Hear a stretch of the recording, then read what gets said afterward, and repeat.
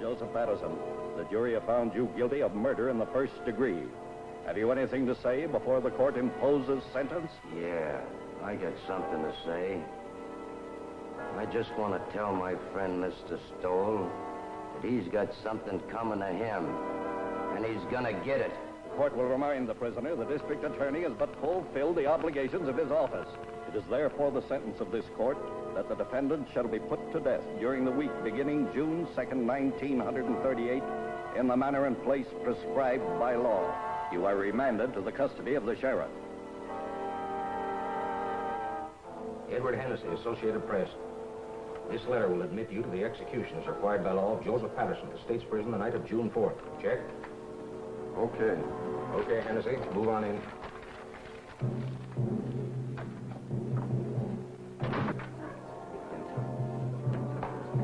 Better save some of that till you come out. Well, boys, it looks like Patterson's going to get it all right. Yep, he gets it this time. The DA sure killed the reprieve. Went to the governor himself. He's a tough hombre, all right, all right. Who? Patterson? No, Stoll, the district attorney. You said it. All right, boys. This way, please.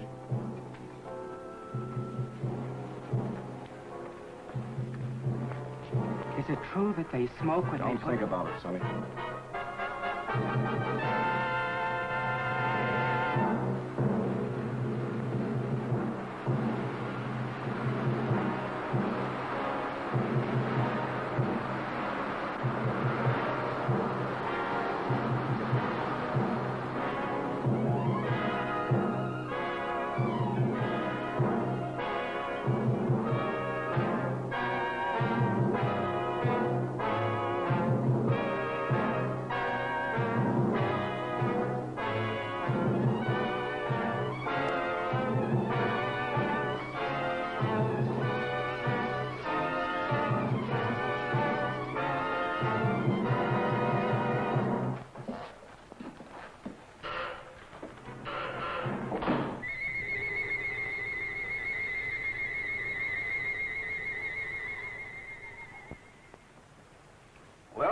That's that.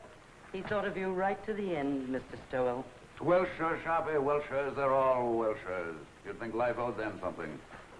This Patterson bumped off 4 himself, and how many others he's had knocked off, I couldn't even guess. But when it comes time for him to pay off, look at the squawk he makes. Well, we can check off another on the old adding machine. 11 in 18 months. We're making progress, Sharpie, making progress. We'll have this town lily white the first thing you know. I wish you'd get rid of that hideous contraption. It gives me the willies. I'm not being too impertinent. Just an old Chinese custom, Sharpie. Chinese? You sound more like an Indian, if you ask me. An Indian counting scalps. It's my job to count scalps. It's still a life for a life, so far as I'm concerned, and will be till they rewrite those law books over there. For you, Miss Sharp. Oh, thank you, Sonny. You're welcome, Sharpie. The governor returned the record of the Patterson confession. I'd like to have seen his face when he listened to it. Patterson didn't have a chance. Through with it? I'll take it home and put it with the collection. I should think you'd have enough of them now. Don't be unkind to me this lovely morning, Sharpie. What about the mail? Oh, nothing much. Another clipping from the Tattlers column. Another one? Not a boost this time. Or maybe it is. I never can tell about those things. Read it to me. Not at all, you gossips. Not at all. The wife's boyfriend has the DA's okay. Are you suspicious, Sharpie? No. Oh, Phil's a nice youngster. And you wouldn't have me keep a lady chained up in a vault at home? Or would you? No, except that I've heard that husbands should go home once in a while. And I've also heard there's more to life than crime. You certainly keep your ear to the ground. And I've also heard that tonight, if I'm not being too impertinent... Yes? Kirk and Murphy are here. Send them in. It's Kirk and Murphy. They've been working on that telephone thread. Yesterday's... We traced that call, Chief. Hello, Sharpie. Came from a drugstore over on Christopher Street, but there are no guesses. A lot of Patterson's boys hang out in the joint, but you can't pin it on any of them. It's a pay station. Everybody on the street uses it. Yeah, going all the time. Better forget it, Kirk. Probably cold now anyway. I don't know. Patterson's boys are pretty much head up. I wouldn't worry. I figure they wanted to give me the business yesterday before I got to the governor. But it's too late now. They all want to get you, Murphy, when you first send them up. But prison cools them off. There'd be no prosecutors if it didn't. Burning doesn't cool off the relatives any, Mr. Stoll. I'd keep an eye out if I were you. Patterson's got no relatives. Only a kid cousin, and he's in Mexico. Thanks, boys. Thanks. Right, we'll forget it. Keep moving, Sharpie. Oh, Chief, you sitting in on that quiz tonight? You bet. I wouldn't miss that. Okay. Are you serious? If I'm you're not being too impertinent. Oh, serious about what? You're going to that quiz tonight. Of course I'm going. Yes? Oh, put her on. It's Mrs. Stoll. Hello, darling. Yes, this is a surprise. We were just talking about you, Sharpie and I. Of course it was nice. Today? Yes, this is the 5th. Yes, Lucy? I should say I do know. Of course, darling, it's your birthday. You thought I'd forgotten. I should say not. Certainly, darling, I'll be home early. We'll put on our good clothes and make a night of it. Dinner in the theater. That's right, Lucy. And darling, there's a package on the way, but don't open it till I get there. Absolutely. I'll be home early. Absolutely. Thanks, Sharpie, thanks. I don't know what I'd have done. Just my ear to the ground again. I tried to tell you. That gift on the way idea was an inspiration. I'd never have been forgiven. I told Tregani's to send a tray down for selection. A pair of diamond clips would be nice. Small ones. I'd forgotten completely. I'm a fine husband, I am. I'll order the flowers. Orchids, don't you think? Yes, that would be fine. I'll telephone Mr. Kirk not to expect you at the quiz tonight. Yes, I suppose I'll have to miss that. Unless you plan to be in 2 places at once. Too bad, though. I should be in on that. Are you going home or not? Yes, oh yes, I'm going home. Don't worry, Sharpie. I'm glad of that. I don't know of anybody just now who could take your place. 10, 15, 24 left to go, Sharpie.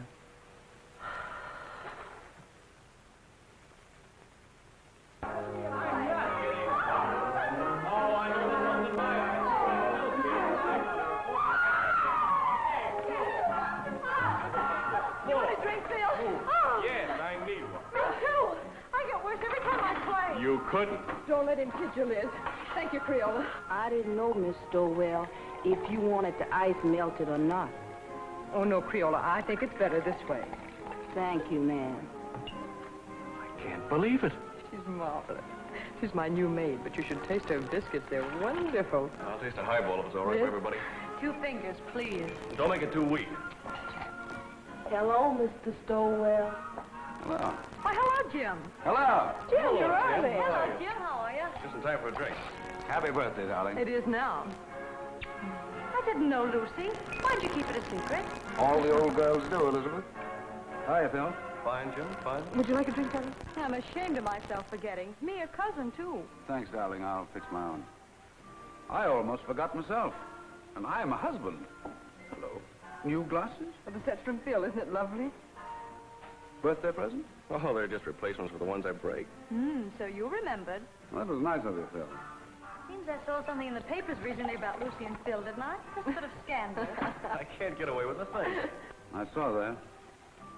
I wish it hadn't gotten the newspapers, though. Not that I care particularly, but you know, a man in my position... You're joking, aren't you? It was a triple date, Jim, and I didn't show up. The young things took pity on me. You don't think I'm serious? You don't think I suspect Lucy, do you? I didn't know what to think. You know, when you're talking to a district attorney. Well, I hope I'm not bringing my job home with me, Elizabeth. Monster though I'm supposed to be. Caesar's wife must be above suspicion. To Caesar's wife. Wait a minute, now. Do you know what happened to Caesar's wife? Something dreadful. He killed her. Deader than a doornail. Oh. Well, let's just drink to Lucy. Absolutely. Thank you, darling. Hey, Mr. Stowell. Yes, Creola. Telephone. Who is it, Creola? Who is it? It's the gentleman who works in your office, Mr. Stowell. It's Mr. Curry. Oh. Oh, please, Jim. Oh, of course, darling, of course. What's the matter with me? Tell Mr. Kirk I'm not in. And Creola, I'm into nobody from now on. Understand? Nobody. Yes, sir. I understand. You just ain't in. I still don't believe it. Sometimes I wonder if Jim is my husband or just district attorney. How goes it at the university, Phil? I'm on my last postgraduate course right now, political science. Do you know, after this, I'm afraid I'm going to have to go out and go to work? He hates to give up watching football practice. Come on, Einstein. We've got to go. I'm going to make him study tonight or bust. Let's bust. A great, big, beautiful bust all over town. What do you say? Oh, you ninny, come on. Thanks, Lucy, for the game and the drink. See you soon. Bye-bye. Happy Goodbye, birthday. kid. Thank you.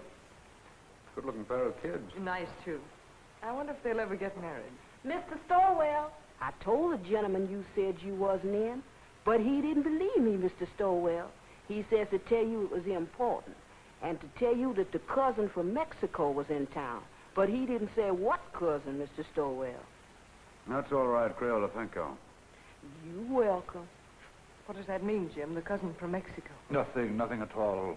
Kirk shouldn't bother me here with details. Well, we'd better go along then. We'll have to hurry if we're going to dress. There's no place to hurry to when I'm with you. Oh, darling.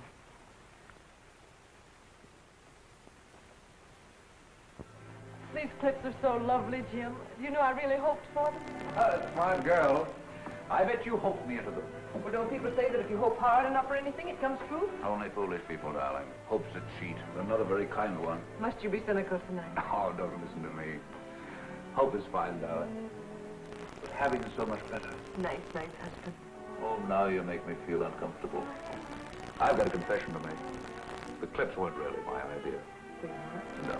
Sharply thought of it. In fact, Sharply thought of your birthday. Oh, Jim. Oh, it's the awful truth. I forgot. Well, I wouldn't let it bother me. Sometimes I wonder how you manage to remember as many things as you do. And you're the only thing in the world really worth remembering. That's nicer than any present, Jim. Except I didn't remember.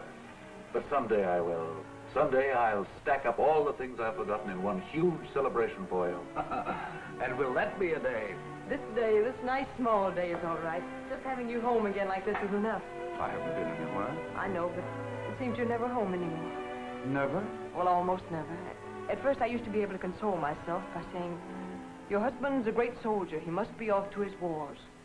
But lately, it's been harder and harder making it work. I don't seem to be able to console myself that way anymore.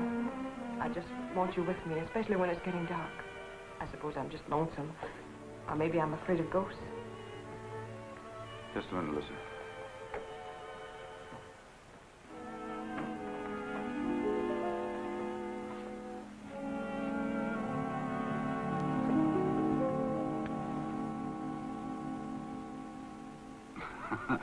Just in case of ghosts. Jim, must you carry a gun even on our night out? It's nothing, darling. What the well-dressed man must wear. That doesn't sound like you, Jim. I know you're just trying to put my mind at ease, but you didn't used to joke about things like this. It's nothing, Lucy, I promise you. But it isn't nothing. When you scolded Liz this afternoon when she was joking about Phil and me, you said you didn't want to bring your job home with you. Now you are bringing it home with you. You really mean it, Lucy? Well, look, Jim, we can't even go out on a birthday celebration without your being armed. I'm sorry, Lucy. But it isn't as serious as you think. The gun has made everything sort of melodramatic. But I didn't realize that I was bringing the job home with me. Sharpie accused me of it, but I wouldn't listen. I've been wrong. I stand convicted. Pardon me, Governor, and I promise it won't happen again. But it isn't just the gun, Jim. I know, darling. It's me. It's the job. It's everything about me. Yes, Crayola? These just come. Orchid. Oh, this is my birthday. Jim, you're a darling. You're a considerate, impeccable husband. And I'm ashamed of myself for saying the things I did a few minutes ago. Now I'm caught again. Caught? Sharpie thought of the flowers, too. Oh, dear. Well, anyway, this is my birthday. I'll try to think of something original before the evening's over now.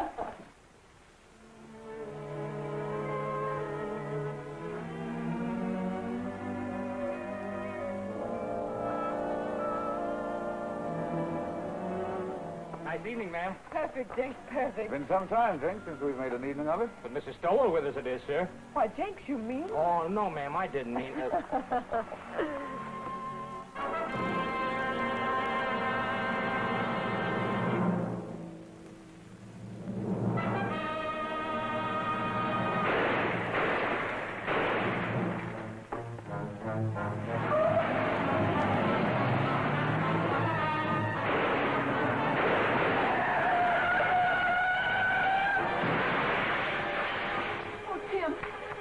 Jenks, call an ambulance.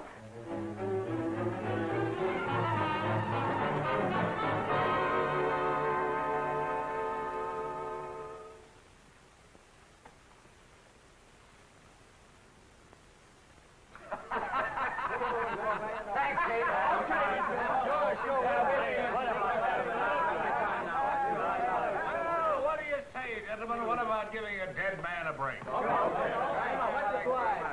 And let it show on the front pages. You're marvelous, Jim. You couldn't have done it better if you'd planned it. It's a great break. And all for a nick in the elbow. That's luck, man, and you deserve it. I'd like to have quizzed that kid before he died. Cigarette? I never use them. No, Jim, it's better the way it happens. It's a closed book. We've had enough Patterson. I'd like to have had those newspaper boys in here last night when they were operating. You looked good and sick. The doc wouldn't stand for it. Oh, we'd have had a great break in the morning papers. Well, the afternoon papers are not to be sneezed at in this town. No, sir. If this were election year, we could snap you right into City Hall. Easy, just like that. Thanks, Dan. Thanks, nothing. I'm doing you no favors I'm not doing myself. Well, you got this town by the ear, sir, by its long, hairy ear. You're a hero, that's what you are. Well, goodbye, Jim. I'll be in later with the papers. All right. See you later.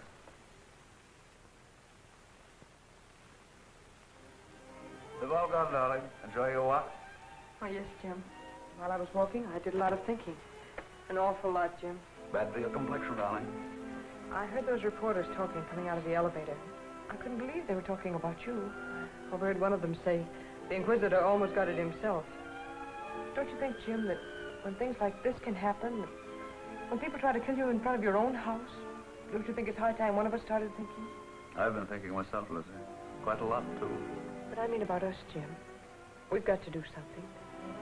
Hardly ever seen you as bad enough, but when... I know. I've become a regular headhunter, as Sharpie says. Does Sharpie say that? All the time. Says I've become a maniac. Says everybody's a suspect with me. Everybody's a potential criminal. Says all I live for is convictions and executions. I never had the nerve to tell you. You didn't have to tell me. I knew it. Knew what you were thinking, too. Did you really? Really and truly. Yes? Who is it? Oh. It's Mr. Kirk. Do you want to talk? Yes, Auntie. Yes, Kirk? Fine, fine. No, I'll tell you what to do. You handle the office yourself. That's right. No, it isn't that. I'm fine. Perfect. No, Mrs. Stoll and I are going away on a trip. 3 or 4 weeks. We haven't worked it out yet. Maybe Canada, maybe California, maybe Europe. I've never had a vacation, and there's no telling where we'll end up. Thanks, Kirk. Thanks. Goodbye. Do you really mean it? Absolutely. We both need a vacation, Lucy. We both need to renew our old acquaintanceship. Oh, Jim. Yeah? You know, that trip we've been saving up for our old age? Or the one we were going to take for a honeymoon and dinner? Or any of those trips we should have taken and never did. All right, darling? I can't believe it, Jim. I really can't. Will you start believing right now? Land of the Midnight Sun, Arabia, Blue Mediterranean, in old Quebec, Australia, the Riviera. Where would you like to go, Liz? Cairo looks pretty good to me. Why not 2 weeks of salmon fishing in Alaska? I think I'd like to go to Switzerland. Very aloof, Switzerland. It's so clean and quiet. Egypt's where I want to go. It's dark and mysterious. Oh, no. Egypt's got no sense of humor. I don't want anything dark. I want sunshine and snow and everything white and blue and glistening. Listen to me, will you? I'll be happy if we ever get anywhere. I still have to pinch myself to make sure I'm awake, and I'm very careful not to pinch too hard. I really can't believe it. I really can't believe it. A bracelet to match the lady's birthday clips. Your clips, Sharpie. How they've been gnawing at my conscience. I had to think of something myself, or I wouldn't have enjoyed a moment of the trip. So you're really going? I have to, Sharpie. I have to. I haven't been myself lately. I've been somebody else. You're not telling me anything. I haven't got so lately. I'm suspicious of everybody. Why, I'm suspicious of you, Sharpie. I'm even suspicious of myself. I third-degree myself. I put myself on the stand. I find myself turning around quickly to see if I'm the man I think I am. What did you say to that, Sharpie? I'd say you weren't going away a moment too soon. Right, Sharpie. You're always right. So I'm going. The moment I go out of this office, I'm gone, you understand? And you don't know where to find me. Yes, Mr. Kirk. No, Mr. Kirk, he's not in the office. I see. A murder. But I'm... I imagine it must be sensational. Of course. I know. Yes, Mr. Kirk, if you should come in, I'll have him call you immediately. Goodbye. And don't call me Sharpie. The sins you have on your soul, Sharpie. I'd run if I were you. I'm running. Thanks, Sharpie. Goodbye. Thanks. I didn't think you had that much sense. If If I'm you're not being too impertinent.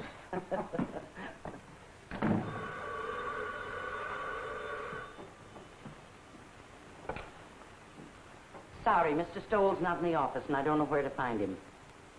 Oh, it's the police headquarters. I'm sure it must be very important, but I have no idea where to find him.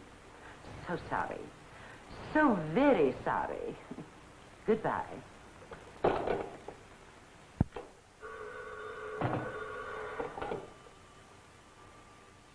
Sorry, he's not here, Captain. Oh, the McAllen murder. That is important. But I don't know where to reach him. You see, Mr. Stoll's gone away on a vacation. I'm so sorry. So very sorry. Goodbye.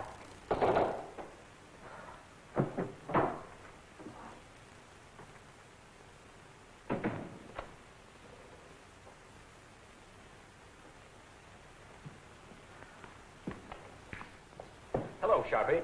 Where's the chief? I haven't the faintest idea. Well, I've got to get a hold of him. Dr. Shaw McAllen just shot his wife. Oh, indeed. Scoop Kirk. Well, it's the biggest thing that's broken around here in years. You know him, Sharpie, the Pittsburgh McAllens. Millionaires. He teaches up at the university. I'm sorry, Mr. Kirk, but Mr. Stowell is away on a vacation. Well, he can't have gone very far. He was here half hour ago. I know, but he was moving mighty fast. Yes, Lieutenant, what can I do for you? I wondered if you had located Mr. Stowell yet. He's gone. Sharpie says he's gone on a vacation. Oh, that's too bad. They're bringing McAllen over here. I figured Jim would want to question him. He won't open his mouth. Well, I'll question him. What did you pick up, Fred? Oh, the same old story. He was crazy about her and found her with another man. You know, I remember something about her. Didn't his family kick him out when he married her? Without a cent.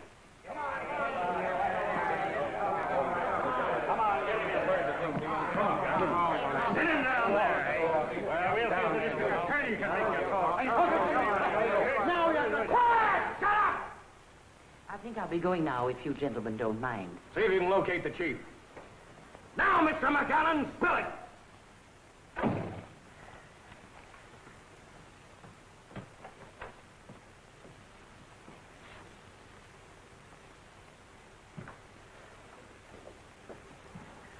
Lock up when they're all through, Pinky.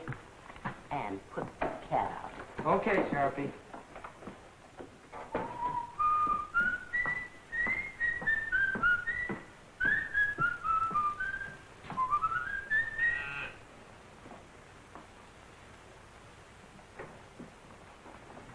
I'll only be a moment, Joe. I left something in my office. And you remember nothing, Dr. McAllen. But you shot well enough to kill. A precise, deadly shot, Dr. McAllen. Are you sure you don't remember that? Your silence has no point, Dr. McAllen. When you shot to kill, when your gun spoke, you spoke. It's too late now for silence, Dr. McAllen. You're an educated man. You know men have been shooting faithless wives since time began. No, Mr. Kirk. Just a moment, if you please. Gentlemen, if you'll be kind enough, I'd like to be alone with Dr. McAllen for a moment. I can imagine the strain he's been under. Would you be kind enough to leave us alone for a moment? Okay, Chief. Thank you.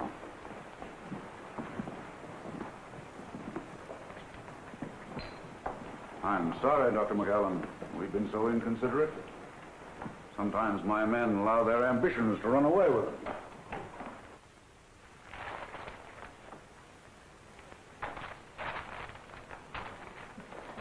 You better sit down, honey, and rest your feet. I caught myself doing that once unaware, and I was wore out for a whole week. Now, that's bad. You may not never get over it. It'll do you good to get the whole thing off your chest. There's no use of talking, Mr. Stoll. There's no use of anything now. Would you like a cigarette?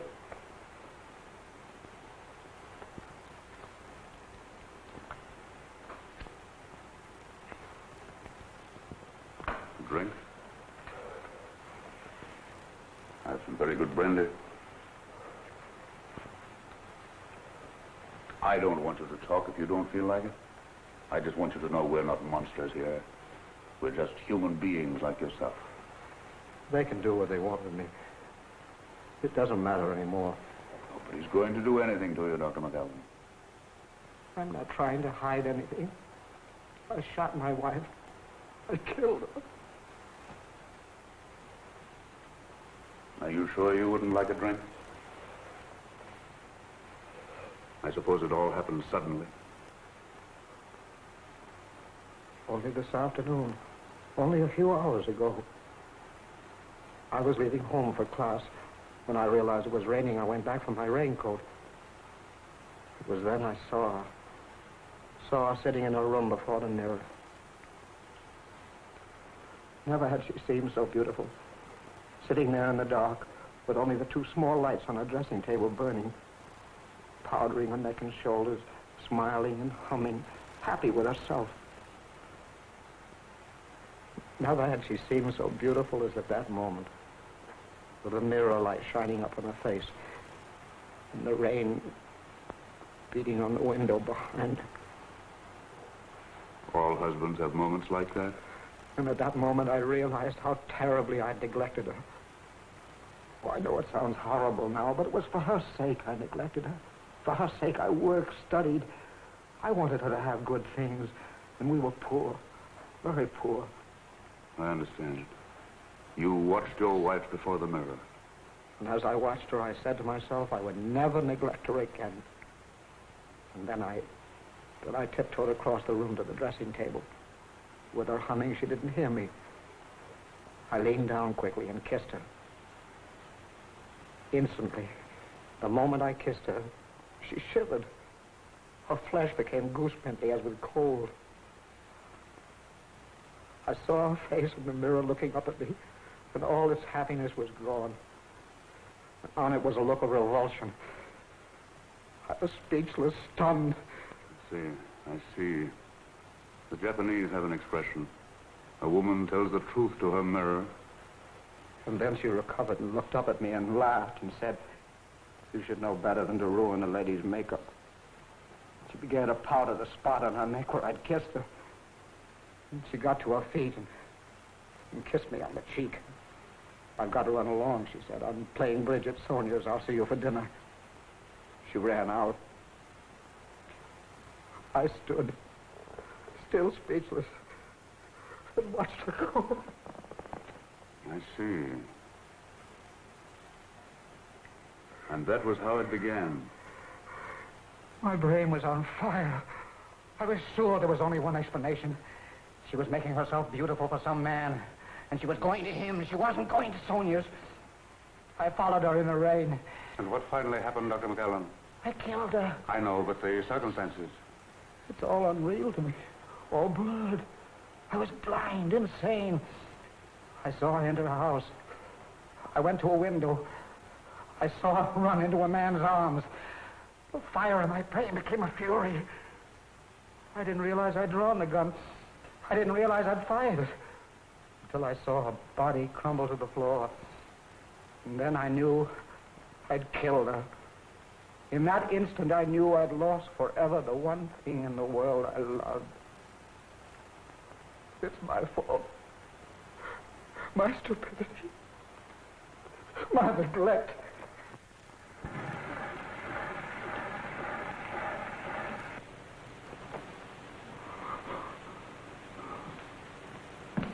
Kirk, better get him out of here. Looks as if you'll have to give him a lift. Come on, let's get going. Better have the doctor give him a shot or something. A sleep will do him good. Did you get it recorded? Yes, sir. Every word of it. It's right there. We've got a written transcription, too. It'll send him to the chair. Did you ever hear such a fairy tale in your life? The kiss before the mirror. I don't know, Chief. You know, that's the way things like that sometimes start. Oh, you should be smarter, Kirk. His emotional upset fooled you. Well, that was genuine enough. But the kiss before the mirror story, that's something else again. Wait till a jury hears it, with the proper commentary by the prosecution, I mean. You want to transfer the cylinder? No. I like it flat. I can play the whole thing through then. I think I'll take it home and lock it up. Keep this quiet. The McAllen family will probably leap to the rescue with their millions now the wife is out of the way. And by tomorrow, they'll have all the legal brains in the country lined up against us. They'll repudiate the confession. They'll repudiate it, all right. But if we don't mention it, they won't worry about it. That is, until we spring it. And I have an idea something can be made of it at the right time. It's going to be a battle. I won't say a word. Oh, you wanted this. Oh, that's something else. I forgot this earlier.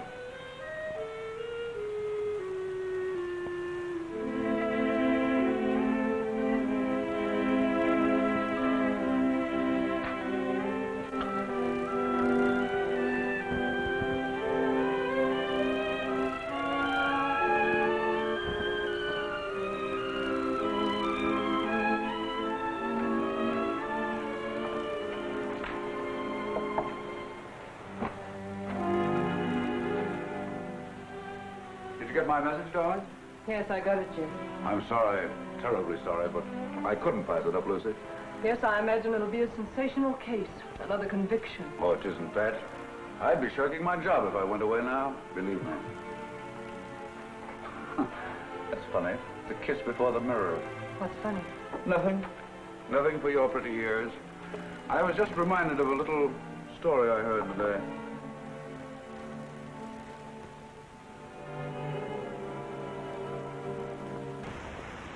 Tomorrow to defend McAllen.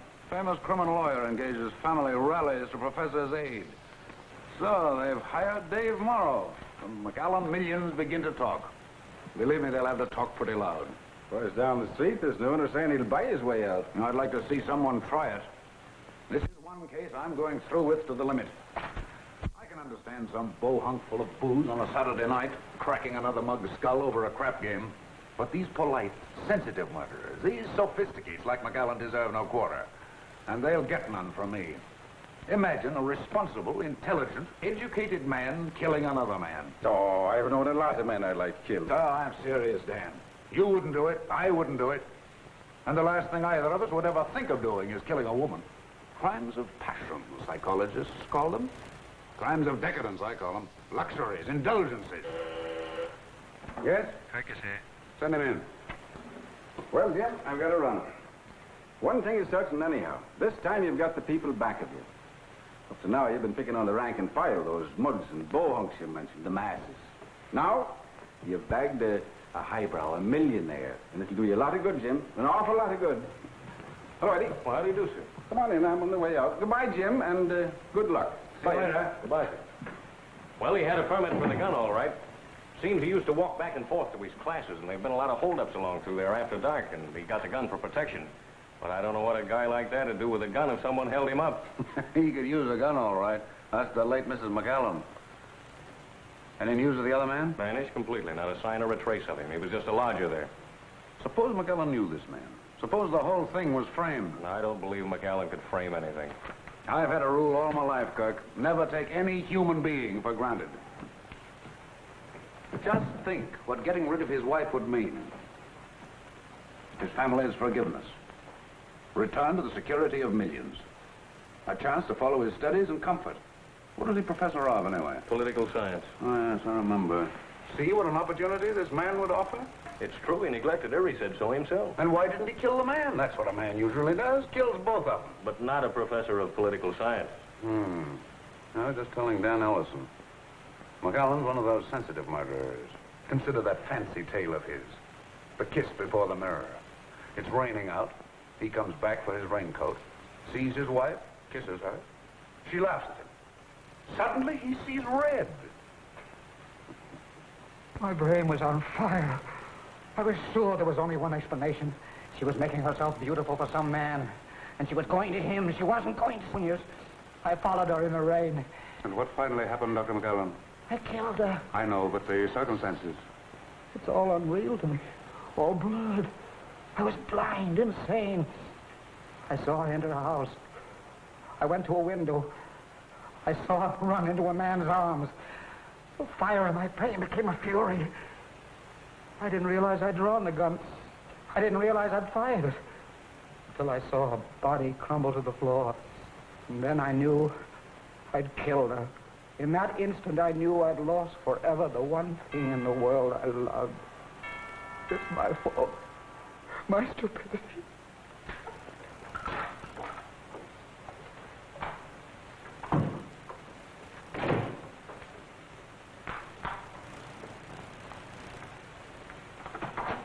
Oh, hello, Phil. Hello, Lucy. Say, what's the matter with you? You look as if you'd seen a ghost. A ghost? Well, maybe not a ghost, but a boogeyman anyway. Oh, no, I've just been sort of moping around. No fooling now. What's the matter? Nothing, just these early summer evenings, I suppose. I'm afraid I'm a little weepy every now and then, Phil. I'm also afraid I enjoy it. Well, in the first place, you shouldn't sit in the dark. And don't give me that sad business about these early summer evenings. Your trip's been called off. That's it, isn't it? That's it. Sit down, Phil. I know. It's a tough break all the way around. You know, Lucy, Dr. McAllen was my prof in political science at the university. He was a great little man. I imagine he was. He was like a child, so lovable and simple. Everybody at the university knew about his wife except him. I wonder how he came to find it out. Let's go out on the terrace. It's so close in here.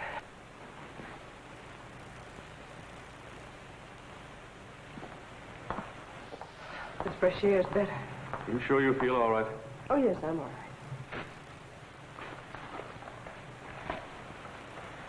It was Dr. McAllen I came over to talk about, but perhaps I better let it go. You seem to have enough bother. Oh, go ahead, Phil. I'm fine now. Well, Lucy, it's just that I'd like to see the poor gent get some sort of a break. I guess there's no doubt he shot her, but, well, I thought if Jim knew what a terrible woman she was and what a sweet little man he is, it might help. He might be lenient anyway. And I thought if you could... If I could speak to Jim? Yes, Lucy, if you could, because I could never do it. It'd be a waste of time, Phil.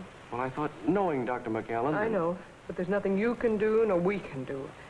When Jim gets on a case like this, he's different. He's a stranger. His job becomes a mania with him. I don't know him. I don't understand him. I'm even afraid of him. I'm really sorry I mentioned this. Well, I guess it isn't as bad as it sounds, Phil. Jim's always thoughtful and gracious with me. It's just that other side of it. I understand perfectly. That's a tough racket he is in. I'm sorry I bothered you. I wish I could be of help.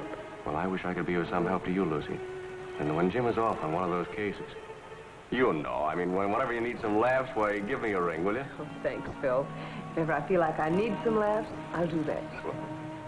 How's Liz? Oh, fine, fine. But she's ambitious as the devil. She wants me to get a job right now. How disgusting. It's terrible. She wants me to give up my boyhood. Well, I've got to go. Good night, Phil. Good night, Lucy.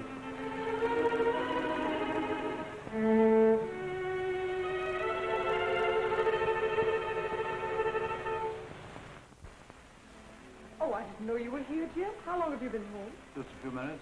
Out for a walk. No, Phil dropped over. We've been out on the terrace talking. Phil likes the dark, too. Writing poetry, I suppose. Oh, no. Phil's one of our young realists. He lives a sort of poetry, though. Limericks, I imagine. No, popular songs. Gay ones, bright ones. How's Elizabeth? Oh, she's fine. Phil says she's ambitious as the devil. She wants him to give up his boyhood. He couldn't mean his childhood, could he? What's the matter with you, Jim? No. Why? Talking like that. You like Phil, don't you? You always have.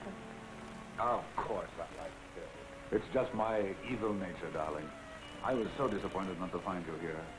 I'm afraid I'm old-fashioned. I want my woman in the house when I come home. What's got into you, Jim? I was here. Yes, I know. I guess it was just when I found you here with Phil, I was... You don't mean jealous, do you? No, not jealous. Envious. I envied him. I envy anybody who has a single moment of your time. I envy them your eyes, your voice, your presence. I even envy them your shadow. Do you know the other morning when you told me of some wild dream you had that night? How you'd gone to a masquerade and I wasn't there? Do you know, I was furious. Furious because I wasn't there in your dream. Furious with all the people who were. I didn't say anything about it, but it wasn't until I got to the office that I was myself again. Sharp is right, Jim. You are going crazy. With worship of your darling.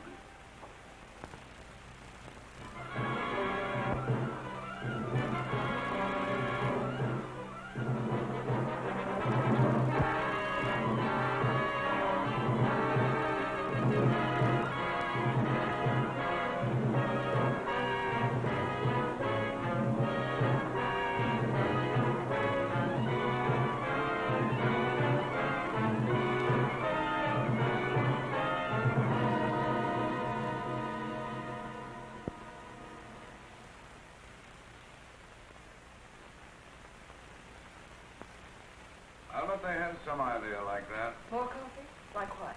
No, darling. Bribery. Using the family millions on me. I'm sure they know you better than that. Well, they're spending plenty as it is. You want another waffle, Mr. Stowell? No, thanks. You, Miss Stowell? If I ate another waffle Creole, I'd turn into one. You eat them. Oh, I can't. I've died. A waffle or two won't make any difference. Oh, I ain't dying for my figure. I'm dying for my mind.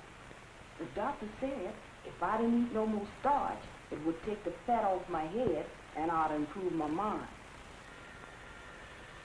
That's the telephone. Yes, I'll keep. Well, she certainly can cook. That's more than most of them can do. Hello. Yes, sir. Oh, I'm fine. Oh, that ain't no trouble at all. She's right here. It's Mr. Field for you, ma'am. He called for you last night, but you wasn't in. Yes, Bill? Oh, what you idiot. You didn't bother me at all. Yes? Oh, yes. Well, drop over later. I'll see you then. Bye-bye. Oh, excuse me, ma'am. Liz and Phil had another quarrel. I've seen it coming for quite some time. Lucy, I wonder if you'd do something for me.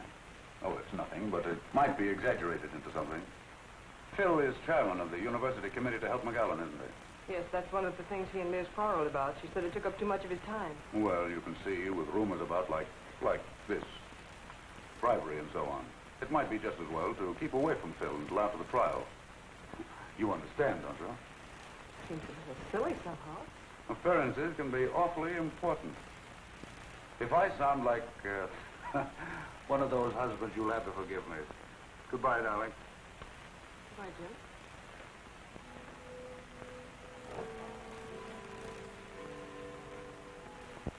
No, Dave, the job was premeditated, and I'm pretty sure I can prove it in court.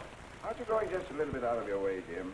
I'm not just talking as his attorney when I say that he was not in his right mind. I know, you're just talking as an old friend. Now, I've defended many a criminal, and if McAllen's one, I'm giving up the profession. Believe me, if ever a man was insane, he was. So, it's insanity again, Dave. I suppose you've got your battery of psychologists and experts all lined up. And when they get through, you have McAllen fixed up so mad, you'll be asking us to believe that was his wife who shot him. Cigarette? No. But I tell you, the man was really crazy. It's the only possible explanation. If you keep on, none of us will be responsible for anything. We'll do what we like. We'll steal, kill, anything. And if the police catch up with us, we'll just go out and hire someone as smart as you to prove us crazy. That is, if we have the money. Now, look here, Jim. I'll give up my fee in this case if you'll play ball. Change the indictment to manslaughter with a recommendation for clemency, and we'll close the case. No, Dave, can't do it. Not and run this job as I see it. A man who murders, regardless of the circumstances, is already a criminal at heart. Oh, forget the job this time. McAllen's a human being, and the most helpless human being I've ever come across. You ought to go over there and take a look at it. I get it now, Dave. You're just giving me the human interest business. No, Jim. This is no trick. I tell you, McAllen is just a man like the rest of us. A man who is madly in love with his wife and blind with jealousy. Why, what's happened to him might have happened to any of us. Might have happened to me or to you. Stop your kidding, Dave. See you in court. He looks as if you'd pinned his ears back. Well, that looks fool you, sir. Mar's a tough and wily gentleman. We've got a fight on our hands. Copy? Will you send 24 long stemmed roses to Mrs. Stoll right away? White ones. Any cards? Any special sentiments? No, just for me. They're confidence flowers. Are you sure 24 will be enough? 24 will be plenty. Yes, Kurt? Mara's going to be tough. Well, I'll send his psychologists and experts screaming back to Vienna when I get through with them. Wait till I spring that confession. A kiss before the mirror.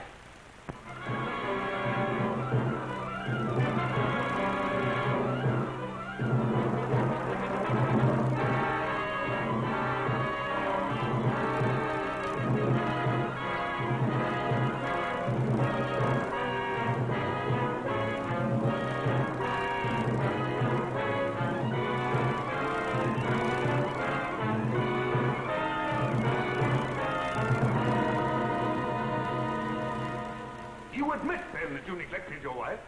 You saw little of her. You were too busy with your humanitarian studies, your plans for a better world. I must ask you again to answer yes or no. Yes. Thank you.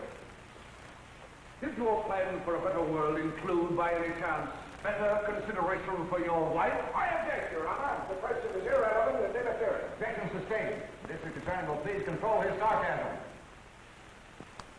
You are a professor of political science at the university. Is that right? Yes, Your students loved you, liked your courses. I think so. You spent a great deal of your time with them. Long hours after class and in the evenings. Yes. And when your students were not with you, your work was with you. Night and day. Is that not right, Dr. McAllen? Yes. How long would you say, Dr. McAllen?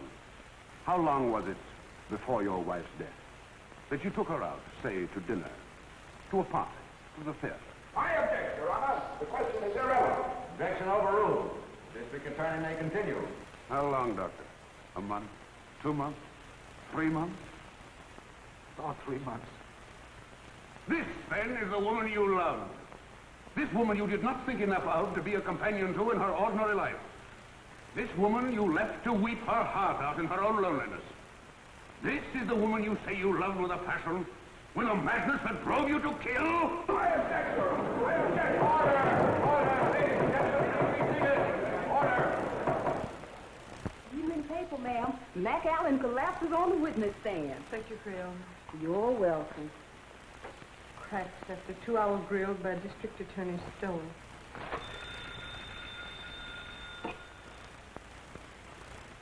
Hello. It's the telephone, ma'am. Who is it, Gail? It's for you, ma'am.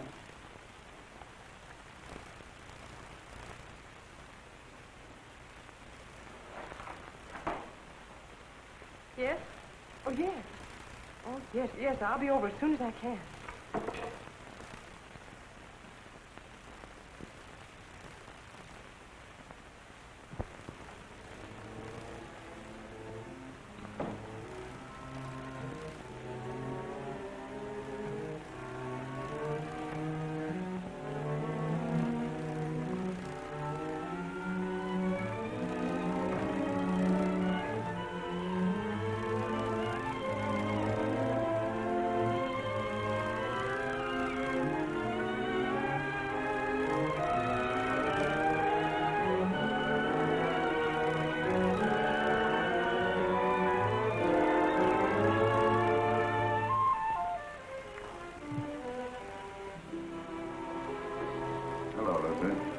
I didn't expect you home so early. I've had one of those days. Yes, I know. I read it in the paper. Sort of a Roman holiday, wasn't it? You shouldn't read the papers, Lucy. They're not for your pretty eyes.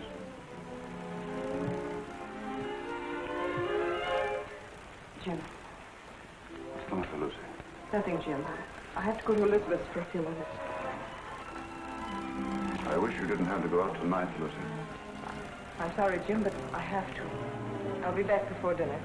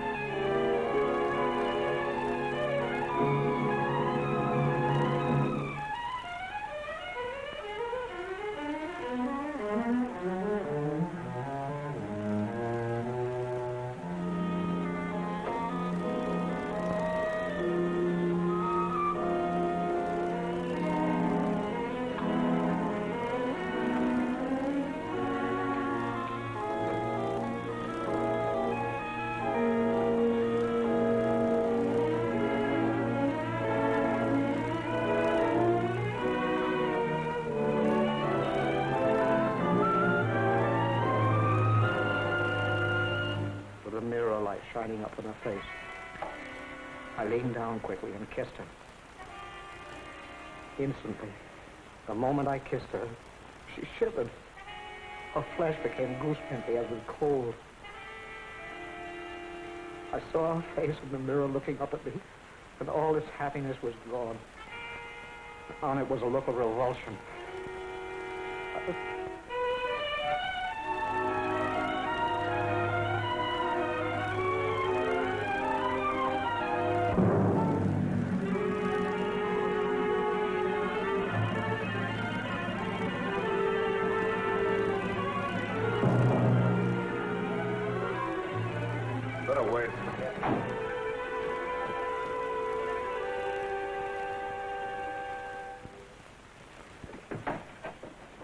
Why, Jim.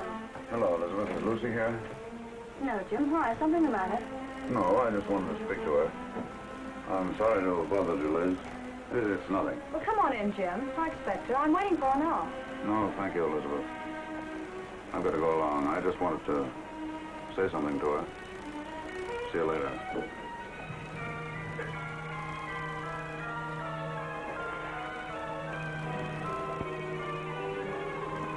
406 Maple Drive. Yes.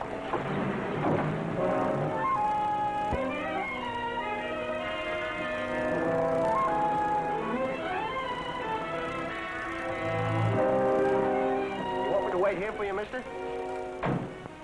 No. You better not wait.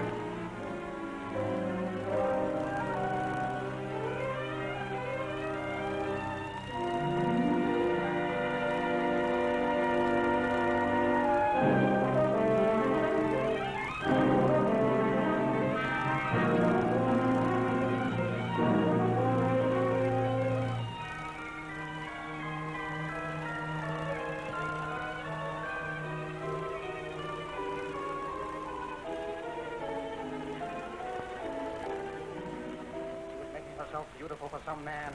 She was going to him. She wasn't going to Sonia's. I followed her in the rain. It's all unreal to me. All blood.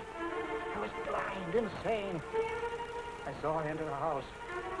I went to a window. I saw her run into a man's arms. The fire in my brain became a fury. I didn't realize I'd drawn the gun. I didn't realize I'd fired it. Till I saw her body crumble to the floor. Then I knew I'd killed her. In that instant, I knew I'd lost forever the one thing in the world I loved. It's my fault. My stupidity. My neglect.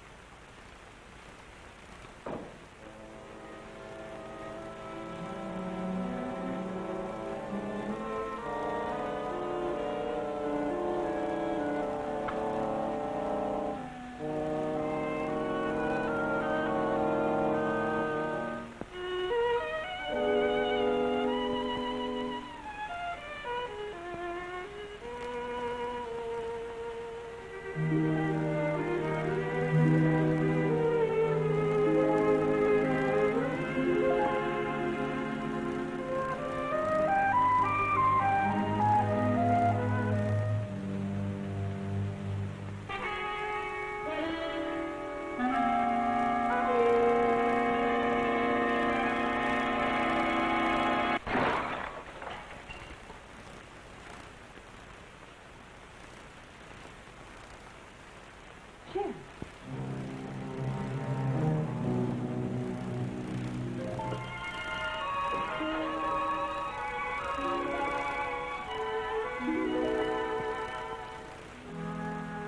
It was a stupid record.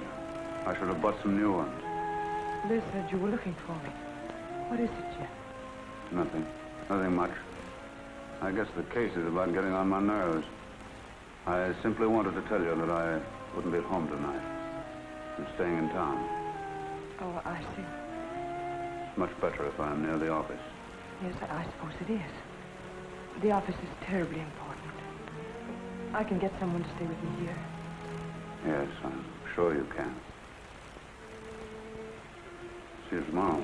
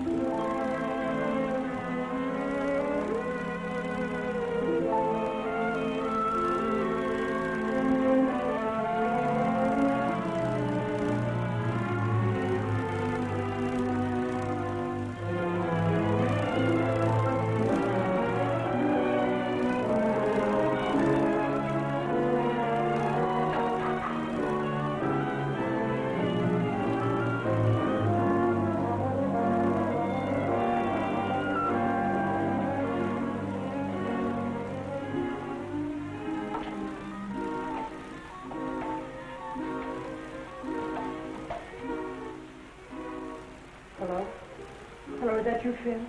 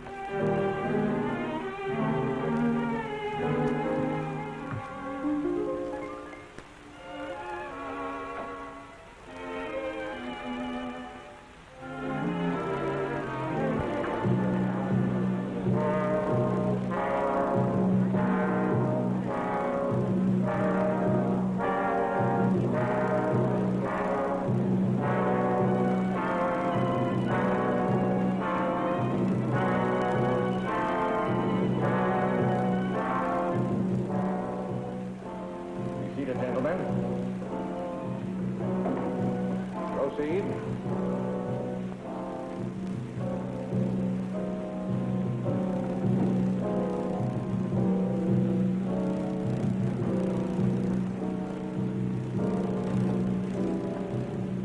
Chief.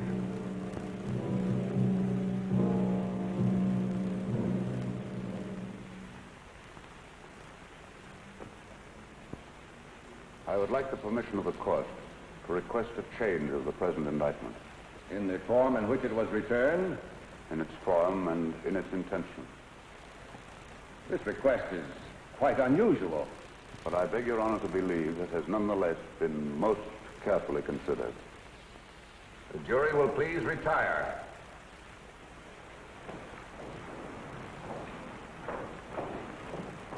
What's the matter with Stoll today? Can't figure it out, unless he's got a new act. He looks as if he's ill. I do hope nothing's happened to him. This is the only day I can come. Here's where he pulls something out of his sleeve. The state has come to the belief that the indictment of murder brought against the defendant in this case was not fairly and justly conceived. The attorney for the state has come to the belief that he acted without premeditation. If it please the court, the state recommends that this indictment of murder be amended to a charge of manslaughter.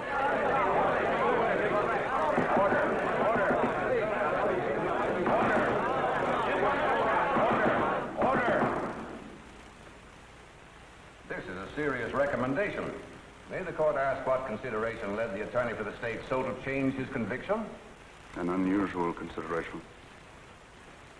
Since the adjournment of court yesterday, he has had experience with a case that, to a great extent, parallels this. In fact, is extraordinarily similar to it. And his findings in that case have urged him to reconsider this.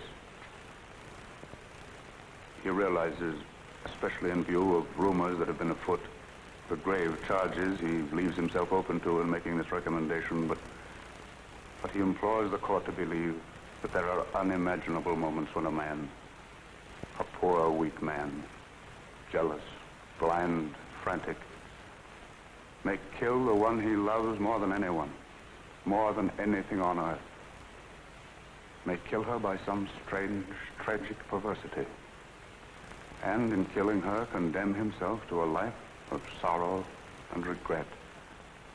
And that, not death, is his punishment.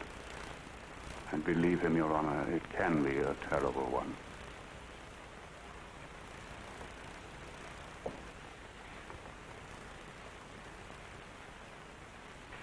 I see. I see. Please have the jury return. The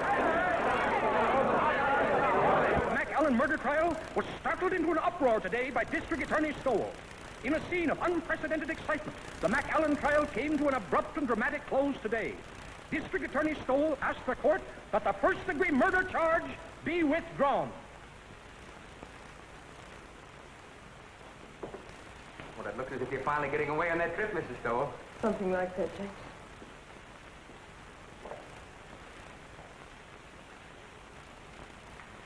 Miss Stoll! Miss Stowell?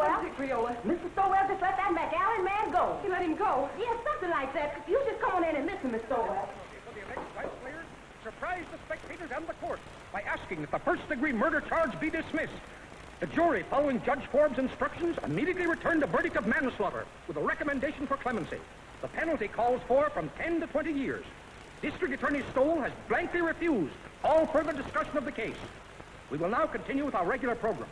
I thought sure they was going to electrify him. Thank you, Creola. I learned a lot just sitting here on my day off, improving my mind.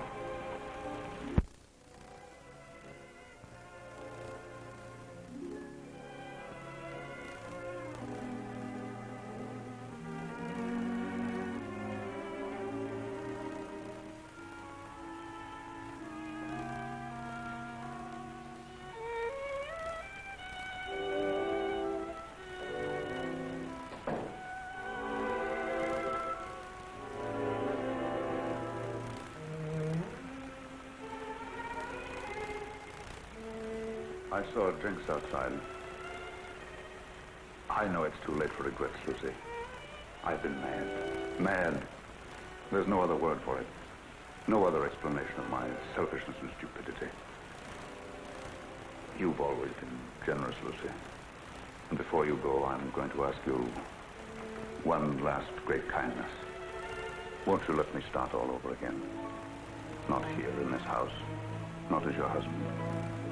Not even as an old friend, but just as if we'd only met. Strangers, meeting for the first time. Like that first snowy day in New Haven. And let me try to win you back. I don't know, Jim. When you walked out last night, it seemed that your job, the prosecutor, had won. Believe me, Lucy, I didn't know. I didn't realize what had happened between us until yesterday when I saw you sitting before the mirror. When you kissed me? Yes, when I came home. I hated you then. I just read your cross-examination of McAllen and how he collapsed on the witness stand. And you seemed to be more of an executioner than an attorney. I know. I understand, Lucy. And afterwards, when you left the room, I realized the truth for the first time. Hello, folks. I want you all to meet the young lady's husband. We were married before breakfast. Oh, Liz, I'm so happy. I don't know what I'm crying for. Come here, bride. Kiss Mr. Stoll. After all, it was his wife that did it. That's right, Jim. He was really going to run out. Don't I know? When I was over there last night, he had his bags all packed. My bag, you mean? All the happiness in the world, Elizabeth. Thanks, Jim. I don't have to wish you happiness, Phil. You have it. Thank you, Jim. I hate to admit it in front of two women, but I think you're right.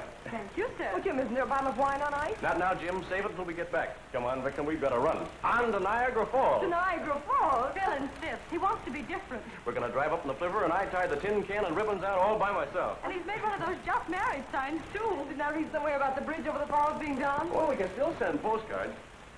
That was a marvelous thing you did today. You're a great man, Jim. Hardly. I just came to my senses, that's all, Phil. Well, come on, Liz. We've got to be moving. Well, goodbye, Phil. Goodbye, Jim. Goodbye, Lucy. Goodbye. Good luck. Thanks again, darling. Forget it. Ring us up when you get back. Come on, Mama. We got to go. Don't call me Mama. I don't like it. Oh, you got to get used to it. Hello. It's the telephone, Mr. Stowell. Who is it, Creola? It's that Mr. Allison from the office, and he said it was most urgent.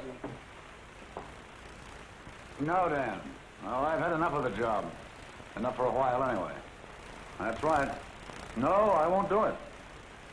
No, I'm not resigning, Dan. The job's all right. The trouble's with me. I've just got wise to myself. But, Jim, the newspaper boys are packed outside, and there's some pretty nasty talk going around.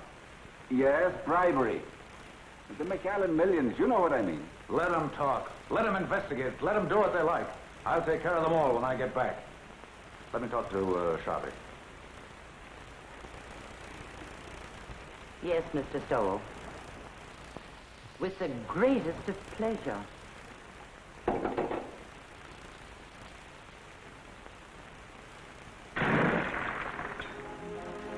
That's my little good deed for the day. Never mind that, Jane. And please bring the other bags back. I won't be going for a few days. Yes, ma'am. At first, I couldn't believe my ears. Someday, darling, I'll tell you a story and you won't believe your ears. About us? About me. About my great reformation. It happened last night. Tell me. I'll tell you on the boat for Europe, darling.